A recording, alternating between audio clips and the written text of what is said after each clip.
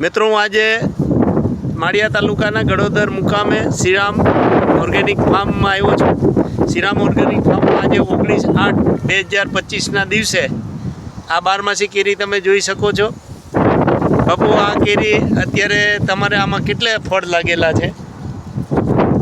5 થી 6 ફળ છે અત્યારે મિત્રો આ આંબો આ નાનો એવો જ આંબો છે, હેડા ઉપર વાવેતર કરેલું છે અને આ કેરી લાગેલી છે। એટલે આજે 19/8/2025ના દિવસે તમે આ કેરી જોઈશો। જો કે અત્યારે તો 8મા મહિનામાં એટલે ઓગસ્ટ મહિનામાં કેરી ન હોય, પણ આ શ્રીરામ ઓર્ગેનિક ફાર્મ ગાયાધારી પ્રાકૃતિક ફાર્મમાં બાપુની વાડીમાં કરેલ છે।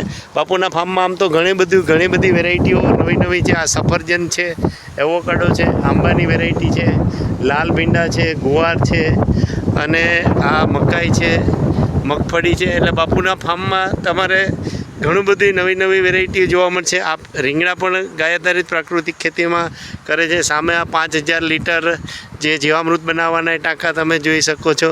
બાપુ તમારા કોન્ટેક નંબર કેટલા છે? 9169454998। મિત્રો આ બાપુના નંબર છે ને આ ફાર્મને વિઝિટ કરવી હોય તો તમે વિઝિટ કરી શકો છો। વધુ વિગત માટે તમે અમારો કોન્ટેક કરી શકો છો। Shivshakti nursery farm, Chorwad, Junagadh. Contact number છે 98 257 47 મિત્રો આ છે ને આવાકાડોની વેરાયટી છે, એટલે કે બટરફ્રૂટનો પ્લાન્ટ છે અને આ પણ બટરફ્રૂટની એક નવી વેરાયટી છે।